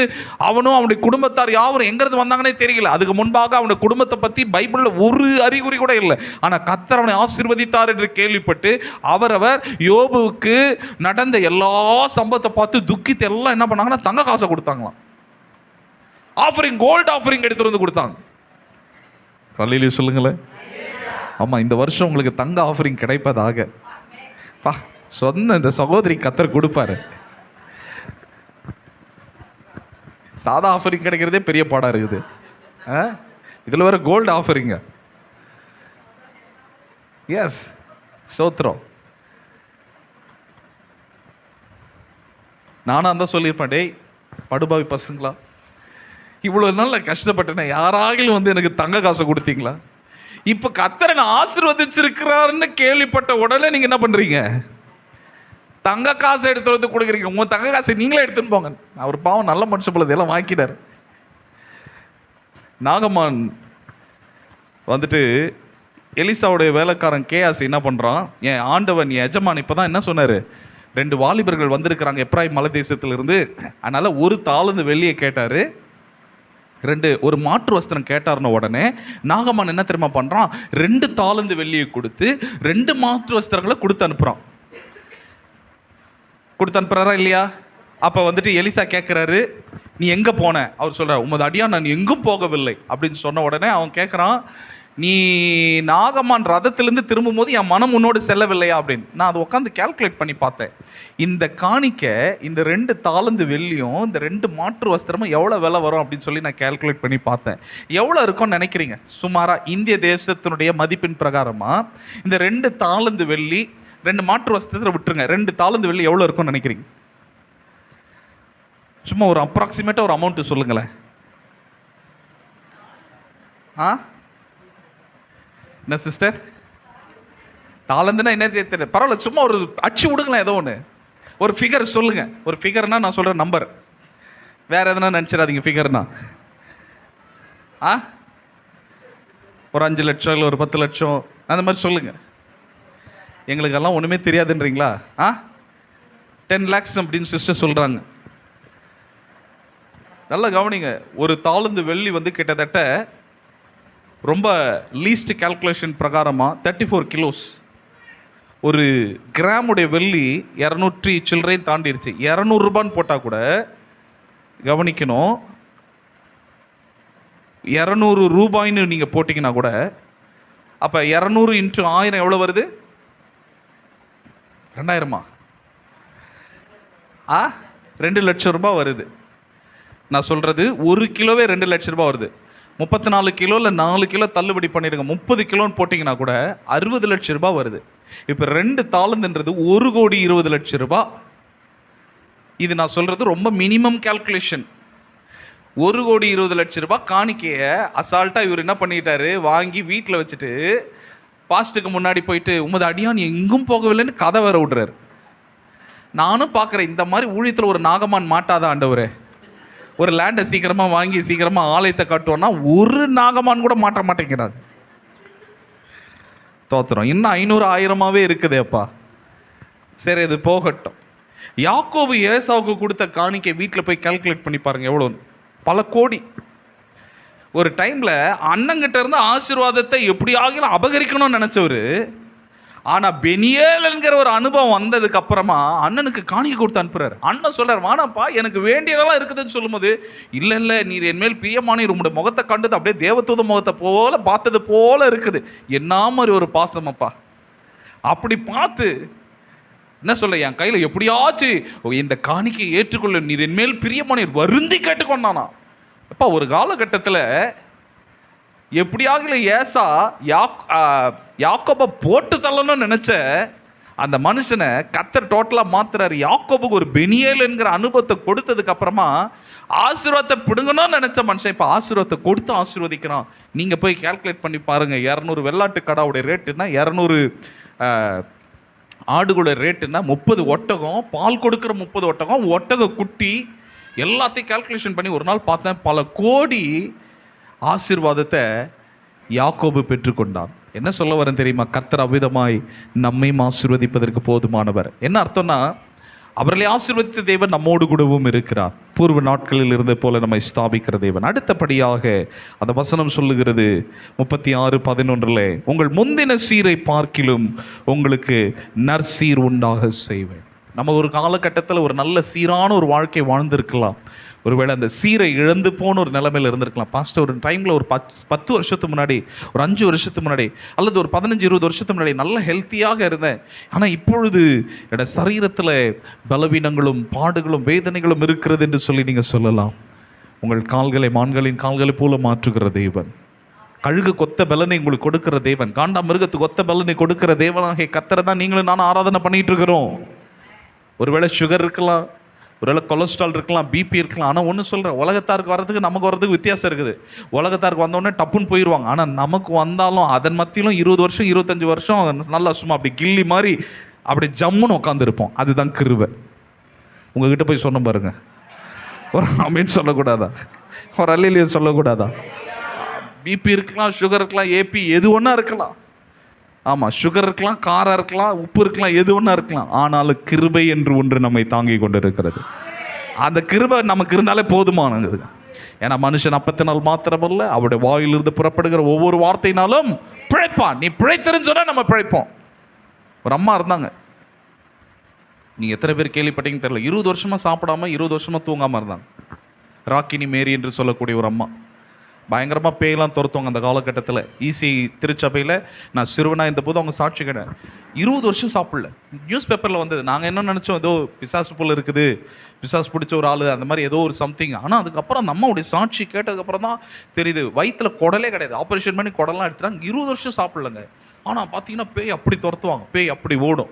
கத்தர் அவங்களை பயன்படுத்தினா அதுக்கப்புறம் அந்த அம்மா கத்தருக்குள்ளாக மறிச்சிட்டாங்க. என்ன சொல்ல வரேன்னா, மனுஷன் அப்பத்தினால் மாத்திரம் அல்ல, தேவனுடைய வாயிலிருந்து புறப்படுற வார்த்தை, அந்த ரேமா வேர்டு, நீ பிழைத்திருன்னு சொல்லிட்டாருன்னா நீங்க பிழைச்சிருப்பீங்க. அதனால சாப்பிடக்கூடாதுன்ற அர்த்தம் அல்ல, அவர் பிழைச்சிருன்னு சொன்னா நீங்க கட்டாயம் பிழைப்பீர்கள். சமீபத்தில் நான் ஒரு வீடியோ ஒன்றை பார்த்து கொண்டு இருந்தேன், சொல்லி முடிக்கிறேன். அந்த ஊழியக்காரர் வருஷம் 21 days ட்ரை ஃபாஸ்டிங் போகிறான். ட்ரை ஃபாஸ்டிங்னா சாப்பிடவும் சாப்பிடாம தண்ணி குடிக்காம. ஒரு மனுஷன் மேக்சிமம் 10 நாள் தண்ணி குடிக்கலாம்னா செத்துருவாங்க. 10 days, just 10 days. 10 days try பண்ணி பார்க்க போறீங்களா? பண்ணிடாதீங்க, எங்களுக்கு வேலை வச்சிடாதீங்க. 10 நாள் ஒருத்தவங்க சாப்பிடலன்னா கூட இருக்கலாம், ஆனால் தண்ணி குடிக்கலைன்னா ஜீவனோடு இருக்க முடியும். அந்த ஊழியக்காரர் 21 நாள், பிறகு 21 நாள் ட்ரை ஃபாஸ்டிங் வருஷம் வருஷம் எடுப்பாராம். அவரை கார்லேருந்து கஷ்டப்பட்டு அவரை நடந்து வர்றாரு. அப்புறம் ஸ்டேஜில் பார்த்தீங்கன்னா அப்படியே கடத்திடுறாங்க அவர் அப்படியே. ஆனால் அவர்கிட்ட மைக் எடுத்துகிட்டு போய் கொடுக்குறாங்க. நானும் யோசிக்கிறேன், ஏன்டா இப்படிலாம் ஒரு மனுஷன் ஃபாஸ்டிங். சபை பார்த்தோம், எவ்வளோ பெரிய சபை, ஆப்பிரிக்காவில் ஒரு சபை நினைக்கிறேன், பெரிய சபை. அவர் சாதாரணமாக அவர் பலனே இல்லாமல் பேசுகிறார். ஜனங்க ஆமே நல்ல அந்த வார்த்தையை ரிசீவ் பண்ணுறாங்க பாருங்க. அப்போ தான் யோசித்தேன், அப்போ கர்த்தருடைய கிருபை இல்லாமல் 21 நாள் ட்ரை ஃபாஸ்டிங் பண்ண முடியாது. ஏன்னா பிழைத்திருன்னு சொன்னால் நீங்கள் பிழைத்திருப்பீர்கள். முந்தின சீரை பார்க்கிலும் கர்த்தர் உங்களுக்கு நற்சீர் பிறகு செய்வார். யோபு ஒரு வார்த்தை சொல்ல, அந்த வார்த்தை ரொம்ப டச்சிங்கான ஒரு வார்த்தையாக இருக்குது. இந்த வார்த்தையை சொல்லி முடிக்க விரும்புகிறேன். யோபு 29:6 படிங்க பார்ப்போம். 29:6. யோபு 29:6.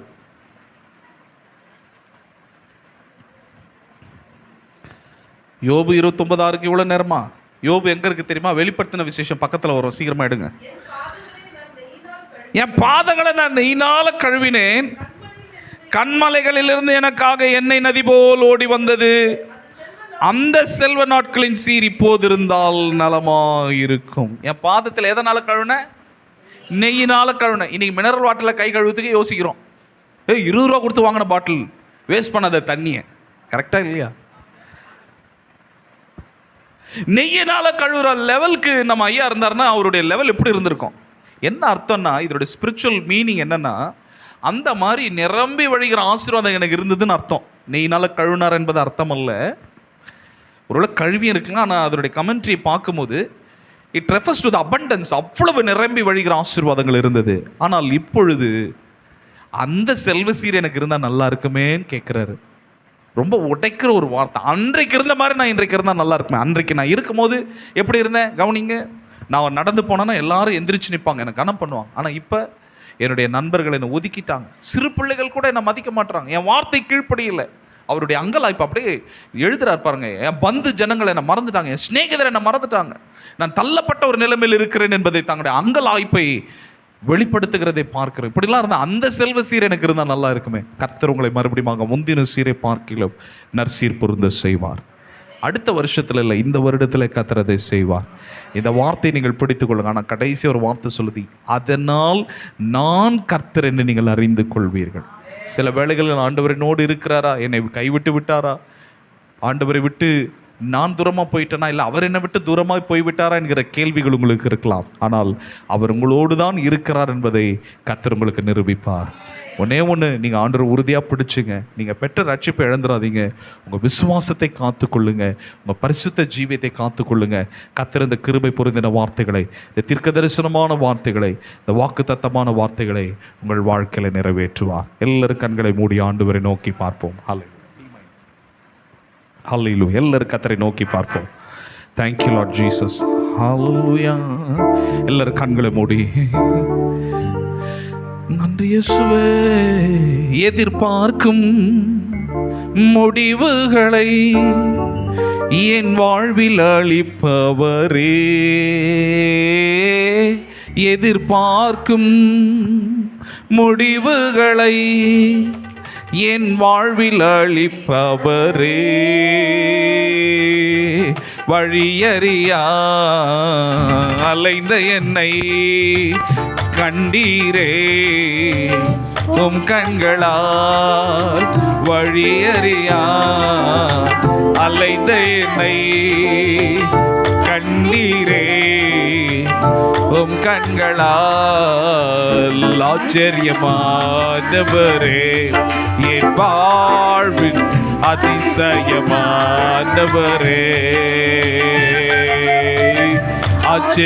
ஆச்சரியமானவரே, என் வாழ்வில் அதிசயமானவரே. என் வாழ்வில் நீர் பாராட்டின, என் வாழ்விலே நீ பாராட்டின தயவுக்கெல்லாம் நான் பாத்திரனல்ல. இதுவரையில் நீ தாங்கினதற்கு எவ்வளவும் நான் தகுதியுமில்லை. என் வாழ்விலே நீர் பாராட்டின தயவுக்கெல்லாம் ஆமே.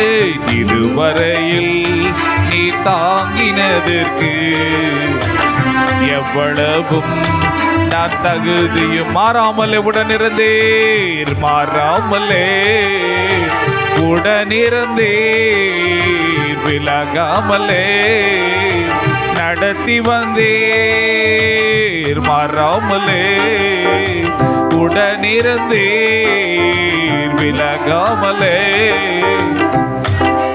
ஆச்சரியமானவரே, ஆச்சரியமானவரே, என் வாழ்வின் அதிசயமானவரே,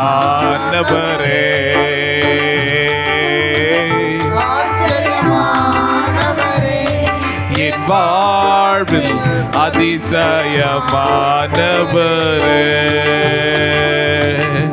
ஆச்சரியமானவரே, அதிசயமானவரே,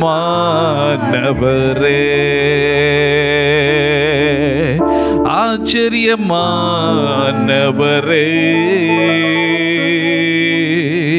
அதிசயமானவரே. கிருபையுள்ள நல்ல ஆண்டவரே, இந்த ராத்திரி வேளையிலும் நன்றியோடு துதிக்கிறோம். இந்த வருடத்தை காண எங்களுக்கு கத்தர் கொடுத்த கிருபைக்காய் ஸ்தோத்திரம். உடைய மாறாத கிருபைகளுக்காய், இரக்கங்களுக்காய், தயவிற்காய் நன்றி செலுத்துகிறோம். இதுவரையும் எங்களை கைவிடாத தேவனாய், எங்களோடு கூட கரம் பிடித்து வழிநடத்தி வந்த தேவனாய் இருக்கிறீர், இருந்தீர், இனியும் இருப்பீர். கோடி ஸ்தோத்திரங்கள். வந்த ஒவ்வொரு கத்தருடைய பிள்ளைகளை ஆசீர்வதியும். இந்த வருடத்தில் ஆகிலும் என்னுடைய வாழ்க்கையில் கத்தர் ஒரு மாற்றத்தை கட்டளையிட மாட்டாரா? மற்றவர்களுக்கெல்லாம் அற்புதங்களும் சாட்சிகளும் நடக்கிறது, எங்க வாழ்க்கையில ஏன் வாழ்க்கையில கத்துறதை செய்ய மாட்டாரா என்கிற ஒரு எதிர்பார்ப்போடு கூட ஆரம்பித்திருக்கிறதான ஒவ்வொரு குடும்பங்களை கர்த்தர் நினைவு கூர்ந்து இந்த ஆண்டிலே கர்த்தர் அவளை வர்த்திக்க செய்வீராக. ஆண்டவரே, பூர்வ காலத்தில் இருந்த நிலைமையில் அவளை ஸ்தாபிப்பீராக, நற்சீர் பொருந்த செய்வீராக. இந்த வாக்குத்தத்த வார்த்தைகள் அப்படி நடக்கும் பொழுது நீர்தான் தேவன் என்பதை அவர்கள் அறிந்து கொள்ள கர்த்தர் உதவி செய்யும். தொடர்ந்து ஒவ்வொருவரையும் ஆசீர்வதியும், கிருபை பெருகட்டும். இயேசுவின் நாமத்தில் பிதாவே, ஆமென். ஆமென். கர்த்தர் தந்த நல்ல வார்த்தைக்காய் கைகளை தட்டி ஸ்தோத்திரம் பண்ணுவோம். ஸ்தோத்திரம், ஸ்தோத்திரம், ஸ்தோத்திரம், ஸ்தோத்திரம். வார்த்தைகள் ஆம் என்றும் ஆமேன் என்றும் இருக்கிறதுனால இந்த வார்த்தையை நாம் விசுவாசிப்போம். கர்த்தர் இந்த ஆண்டிலே, இந்த வருஷத்தினுடைய துவக்கத்திலே நமக்கு நல்ல வார்த்தை, நல்ல ஆலோசனை தந்திருக்கிறார். இந்த வார்த்தையை நம்ம பிடிச்சு ஜெபம் பண்ணுங்க. கர்த்தர் அப்படியே நம்ம ஆசீர்வதிக்க வல்லவராக இருக்கிறார். ஆமென். ஹல்லேலூயா. ஸ்தோத்திரம். இப்போது நாம் ஒரு பாடல் பாடும்போது கர்த்தருக்கென்று நாம் காணிக்கை செலுத்துவோம். கர்த்தர் பெரிய காரியங்களை செய்வாராக. ஆமென்.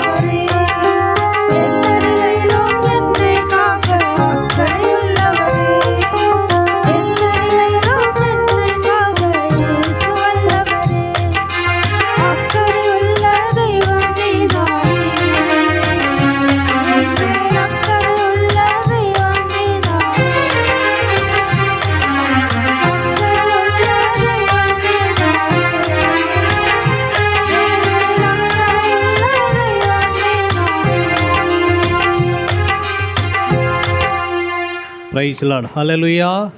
ஸ்தோத்திரம். இந்த நாள் ஊழியத்தில் கர்த்தர் ஆரம்பத்திலிருந்து முடிவு வரைக்கும் நம்மோடு கூட இருந்தார். ஆமென். ஹல்லேலூயா. ஜெபத்திலிருந்து பாடல், துதி, சாட்சி, கர்த்தருடைய வார்த்தை எல்லாவற்றிலும் கர்த்தர் நம்மோடு கூட இருந்ததற்காக நாம் கர்த்தரை ஸ்தோத்திரம் பண்ணுவோம். ஸ்தோத்திரம், ஸ்தோத்திரம், ஸ்தோத்திரம், ஸ்தோத்திரம். நாம் ஜெபித்து முடிக்க போகிறோம்.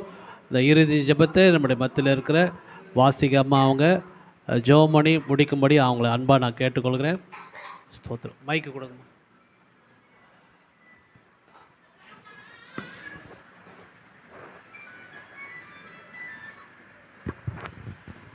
ஸ்தோத்திரம் கர்த்தாவே, ஸ்தோத்திரிக்கிறேன் தகப்பனே, என் அருமை ராஜாவே, நன்றியோடு மை துதிக்கிறோமையா. ஸ்தோத்திரிக்கிறேன் கர்த்தாவே. கர்த்தாவே, இந்த புது வருஷத்தில் கர்த்தாவே, இந்த நாள் வார்த்தைகளே கர்த்தாவே எங்களுக்கு ரொம்ப பிரயோஜனமுள்ளதாக இருந்தபடினால் உமக்கு நன்றியோடு நாங்கள் துதிக்கிறோம் அப்பா. சீர் பெற்றுக்கொள்கிறவர்களாய் கர்த்தாவே நாங்கள் இருக்கும்படியான கிருபையை நீர் எங்களுக்கு தாங்க ராஜா. கர்த்தாவே, வந்த ஜனங்கள் வந்தவனமாய் திரும்பி போகாதபடி கர்த்தாவே பெரிதான ஆசீர்வாதத்தை பெற்று கர்த்தாவே இந்த இடத்து விட்டு கடந்து செல்லும்படியான கிருபையை நீங்கள் தந்தீங்களே, நன்றியோடு உம்மை துதிக்கிறோமையா. ஸ்தோத்திரிக்கிறாங்க கர்த்தாவே. என் அருமை ராஜாவே, நன்றியோடு உம்மை துதிக்கிறோமையா. ஸ்தோத்திரிக்கிறாங்க கர்த்தாவே. என் அருமை ராஜாவே நன்றி அப்பா. நன்றியோடு நாங்கள் துதிக்கிறோம் ஐயா. ஆம் கர்த்தாவே, நாங்கள் கேட்ட செய்தியின்படி கர்த்தாவே நாங்கள் நடந்து கொள்ளும் பாக்கியத்தை நீர் எங்களுக்கு கொடுங்க ராஜா. என் அருமை தெய்வமே, நன்றியோடு மை துதிக்கிறோம் ஐயா, ஸ்தோத்திரிக்கிறோம் கர்த்தாவே. மீதியான நேரம் முழுவதும் கர்த்தாவே எங்கள் மத்தியில் அசைவாடுங்க. இயேசுவின் இனிய நாமத்தில் ஜெபிக்கிறோம் எங்கள் ஜீவனுள்ள நல்ல பிதாவே. ஆமென். எல்லாரும் செய்து சொல்லலாம். என் ஆத்துமாவே கர்த்தரை ஸ்தோத்திரி, என் உள்ளமே அவருடைய பரிசுத்த நாமத்தை ஸ்தோத்திரி. என் ஆத்துமாவே கர்த்தரை ஸ்தோத்திரி, கர்த்தர் செய்த சகல உபகாரங்களையும் மறவாதே. ஆமென். ஆசீர்வாதம் பெற்றுக்கொள்வோம். நம்முடைய கர்த்தராகிய இயேசு கிறிஸ்துவின் கிருபையும் பிதாவாகிய தேவனுடைய அன்பும் பரிசுத்த ஆவியானுடைய அந்யோன்ய ஐக்கியமும் எப்பொழுதும் எப்பொழுதும் விசேஷமாய் இந்த நாளினுடைய இந்த முதல் கூட்டத்தில் கலந்து கொண்ட ஒவ்வொருவரோடும் கூட என்றென்றைக்கும் இருப்பதாக.